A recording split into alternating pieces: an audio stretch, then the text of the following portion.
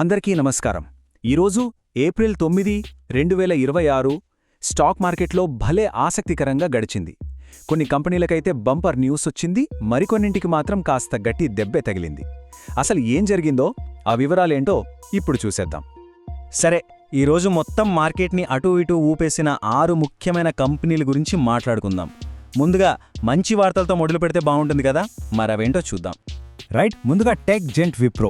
వీళ్ళ నుంచి ఒక సూపర్ పాజిటివ్ న్యూస్ వచ్చింది. ఇన్వెస్టర్లందరూ దీని గురించి మాట్లాడుకుంటున్నారు. అదే షేర్ బైబ్యాక్ ప్రతిపాదన. సరే, ఏప్రిల్ 15, 16న బోర్డు మీటింగ్ ఉంది. అక్కడ దీని గురించి ఫైనల్ చేస్తారు. ఇంతకీ ఈ బైబ్యాక్ అంటే ఏంటి అనుకుంటున్నారా?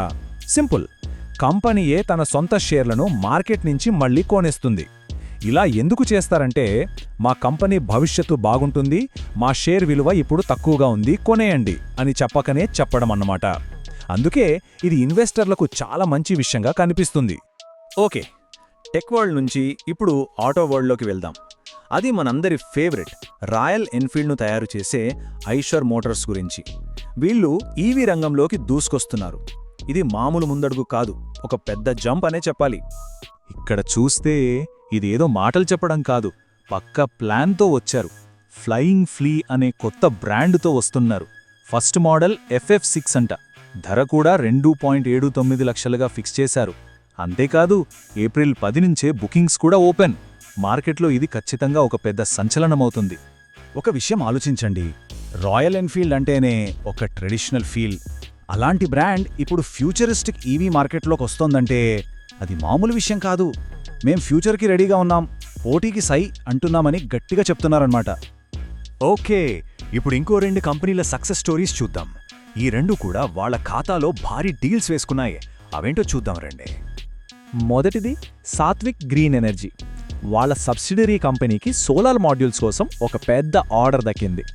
ఎంత పెద్ద ఆర్డర్ అంటే ఏకంగా 108.75 కోట్ల రూపాయల ఆర్డర్. ఇది సెప్టెంబర్ 2026 కల్లా పూర్తి చేయాలి. అంటే రాబోయే రోజుల్లో కంపెనీ రెవెన్యూకి ఇదొక స్ట్రాంగ్ బేస్ అనమాట. దీని వెంటనే మరో విన్నర్ GHV ఇన్ఫ్రా ప్రాజెక్ట్స్. వీళ్లు కూడా 2 కొత్త కాంట్రాక్టులు గెలుచుకున్నారు. రైల్వే కార్షెట్స్ ఎక్స్పాన్షన్ కోసం మొత్తం 216 కోట్ల రూపాయల విలువైన 2 ఆర్డర్లు. ఇది వాళ్ల ఆర్డర్ బుక్ను చాలా బలంగా చేస్తుంది. అంటే భవిష్యత్తులో చేతి నిండా పనుంటుందని గట్టి నమ్మకం. కంపెనీకి ఫ్యూచర్ రెవెన్యూ గ్యారంటీ అని చెప్పొచ్చు. సరే, ఈరోజు పాజిటివ్ న్యూస్ లిస్ట్లో చివరిది థర్మాక్స్. వీళ్ళు ఒక స్మార్ట్ మూవ్ వేశారు. ఎగ్జాక్ట్ స్పేస్ టెక్నాలజీస్ అనే ఒక టెక్ కంపెనీ ఉంది కదా, అందులో థర్మాక్స్ తమ వాటాను 51% పెంచేసుకుంది. అంటే ఇకపై కంట్రోల్ అంతా వీళ్ల చేతిలోనే. సో ఎగ్జాక్ట్ స్పేస్ ఇప్పుడు అఫీషియల్గా థర్మాక్స్ సబ్సిడరీ. దీనివల్ల లాభం ఏంటంటే, డేటా అనలిటిక్స్ లాంటి లేటెస్ట్ టెక్నాలజీని థర్మాక్స్ తమ పనుల్లో ఇంకా బాగా వాడుకోవచ్చు. అయితే ఇప్పటిదాకా అంతా బావుంది, కానీ ఈరోజు మార్కెట్లో వచ్చిన వార్తలన్నీ ఇలాగే పాజిటివ్గా ఉన్నాయా? లేదు, ఇక్కడి నుంచే కథలో చిన్న ట్విస్ట్ ఉంది. ఇప్పుడు మనం చూడబోయేది ఈరోజు వచ్చిన ఒకే ఒక్క నెగటివ్ న్యూస్. అది మీర్జా ఇంటర్నేషనల్ గురించి. వీళ్లకు క్రెడిట్ రేటింగ్ విషయంలో ఒక సమస్య వచ్చింది. ఇక్కడ స్క్రీన్ మీద చూస్తే క్రిసిల్ రేటింగ్స్ వాళ్ళు వీళ్ల రేటింగ్ని తగ్గించేశారు.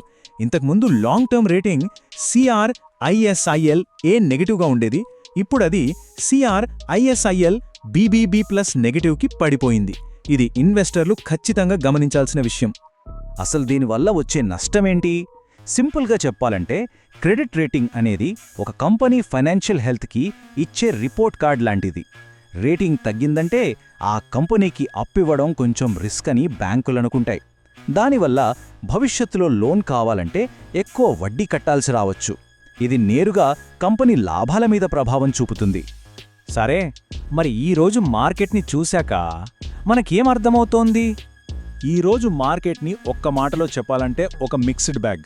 ఒకవైపు బైబ్యాక్లు, కొత్త ఈవీ లాంచ్లు, భారీ కాంట్రాక్టులతో మంచి జోష్ కనిపించింది. కానీ ఇంకోవైపు క్రెడిట్ రేటింగ్ తగ్గడం లాంటివి మార్కెట్లో రిస్కులు కూడా ఉన్నాయని గుర్తు చేస్తున్నాయి.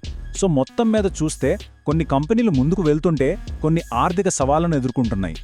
ఒక రోజులోనే ఇంత పాజిటివ్ నెగటివ్ న్యూస్ వచ్చినప్పుడు మార్కెట్ ఏ దిశలో వెళ్తుందో నిజంగా దేన్ని బట్టి నిర్ణయించగలం? ఏ ఒక్క అంశం మార్కెట్ని నడిపిస్తుంది? ఆలోచించండి. ఈ ప్రశ్నతోనే ఈరోజు విశ్లేషణను ముగిద్దాం.